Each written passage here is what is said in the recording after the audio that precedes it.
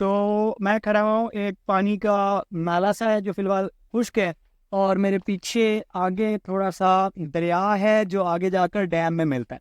तो यहाँ पे बेसिकली पानी इर्द गिर्द के पहाड़ों से जितना भी गंद इकट्ठा होता है वो सारा गंद लेकर इस तरफ आ रहा है। और यहाँ पे आप देख सकते हैं तो ये सारा एरिया भरा हुआ है सिंगल यूज प्लास्टिक से। मिसाल के तौर पे पानी की बोतलें हैं, और मतलब मेन जो चीज़ें यहाँ पे रैपर्स आपको नज़र आएंगे, शॉपिंग बैग्स नज़र आएंगे, जो अमूमन एक दफ़ा इस्तेमाल करके फेंक दिए जाते हैं और वो इन इलाकों में जमा हो रहे हैं। और over the passage of time, क्योंकि बायोलॉजी उसको डिग्रेड नहीं कर सकती, कोई लिविंग ऑर्गेनिज्म उनको तोड़ नहीं सकता, डिस्ट्रॉय नहीं कर सकता, तो वो यहीं पे अक्यूमुलेट होते जा रहे हैं, होते जा रहे हैं, होते जा रहे हैं, और यहाँ की खूबसूरती को डिस्ट्रॉय कर रहे हैं।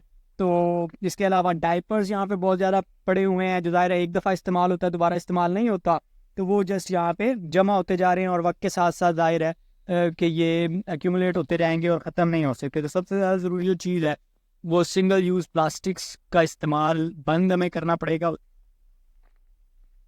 ऐसे में राउंड तरीके के लिए people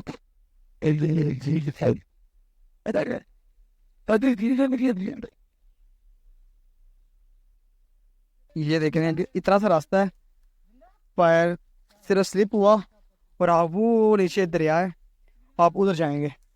बेशक हम एक ऐसे इलाके में जहाँ पे इंसान का आना थोड़ा मुश्किल होता है, मतलब नॉर्मली हम इस रूटीन में नहीं आते, लेकिन यहाँ पे हमें शॉपर और पैम्पर मिल रहे हैं। ये देखें कचरा जो कि इस जगह की खूबसूरती को तबाह कर रहा है, ना डिकम्पोज होता है। ये देखें, वैसे ये है कि हम जिस रास्ते पे हैं चलना मुश्किल है, लेकिन एक चीज़ की हमें आसानी है, हमें पैराडोल के पत्ते मिल रहे हैं। हमें कि आपको बुखार होता है तो यहाँ पे पैराडोल के पत्ते भी बड़े हैं, यहाँ पे ये चावल गोश्त के शापर भी बड़े हुए हैं। और ये देख सकते हैं, ये देखें, ये कचरा है जो कि इस जगह की खूबसूरती को तबाह बर्बाद कर रहा है, और पैर रखना बेहाल हुआ है।